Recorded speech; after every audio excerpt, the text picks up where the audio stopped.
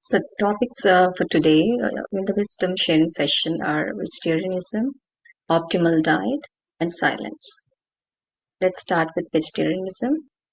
This is one of the very important topics of spiritual tablets because unless we become a vegetarian, we can't heal our diseases.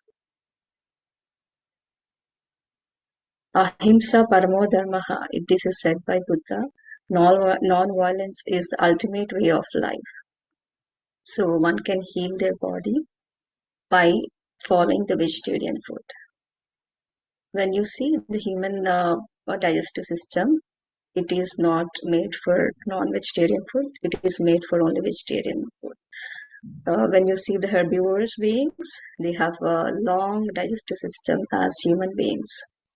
When you see the non-vegetarian animals, their digestive system is very short. So even the human being's digestive system is made for vegetarian food.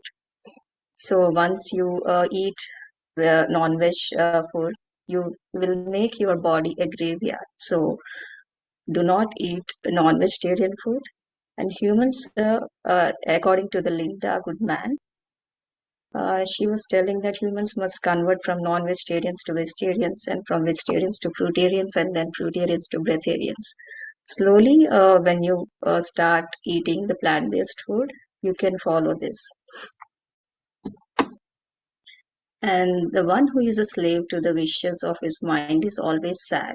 So we have to lose something when we are trying to gain something. So when you start becoming a vegetarian, you start it on the day one. Once you are aware that this is not good for your health, this is not good for your body, you should start on the very day one. And some people will fluctuate from vegetarian and to non-vegetarian on and off, like they will eat non-vegetarian towards the weekends and in parties. So no, you can't do that. Once you become vegetarian, you should be always a vegetarian throughout your life. As per Manusmriti, all of the following cause the great sin of animal violence, like the person who approved, the person killed, who cut, who sold, who bought, who cooked, who served and ate, all will have the same amount of karma. And some of the spiritual reasons why we should be a vegetarian is ahimsa. So when non-violence, when eating meat causes harm to living beings. So this is against the compassion, which is a great quality of a human being. And meat is considered heavy, restless. That is, it produces tamasic and rajasic characters in our body. So this is hindrance for our clarity and meditation. So, and karmic consequences will also be there. When we are killing animals, we always create negative karma. And this slows down our spiritual progress. And the recognizing animals as the divine whole promotes a compassion in ourselves. So every living being or even a small insect in this universe is created by God. So we need to recognize that and promote compassion in ourselves. Plant-based diets keep our body light and mind calm. So when you are eating a plant-based diet, it aids in your spiritual practice. Even respect for fellow lives is also important. It is said that once soul comes on earth, it takes birth in the mineral kingdom, plant kingdom, animal kingdom, and then the human kingdom. So once we come into the human kingdom, we are very evolved beings than the animals. So we need to spare them, and we have the responsibility to protect the animals. That's how we need to respect for life. And even resisting meat will improve self-control and higher consciousness in ourselves. And these are the few scientific reasons why we shouldn't have a non-vegetarian. Like we will increase our heart health risk, cancer risk, diabetes, and obesity risk when we have non-vegetarian food. Even the gut health will be very good if you are maintaining the plant-based diet. Even it is the plant-based diet is good for longevity. The foodborne diseases risks are also reduced, and even the non because of non-vegetarian food, the environmental impact is very high. Like animal farming will drive deforestation, and it is not good for climate, and even the water waste is also huge.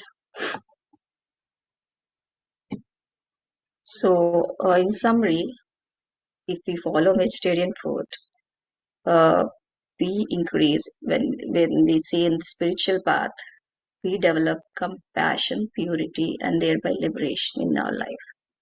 And when we see from the scientific angle, it is good for health, longevity, and sustainability of our body. And the other topic is optimal food. In the context of spiritual tablets, optimal food deals with food, not only food, but also soul. So when we have everything in moderation, it will work for uh, it will work wonderfully in our body. Like when we are eating some food, if you are eating your favorite food, eat it in moderate. And food is soul, and the activities which we do with our sense organs also we have is involved in the optimal food. So whatever we do, whatever we eat, hear, smell, see, and bodily activities are important. So in Bhagavad Gita, in the chapter 16, verse 17, it is said that he who is regulated in its habits of eating, sleeping, recreation, and work can mitigate all material pains by practicing the yoga system.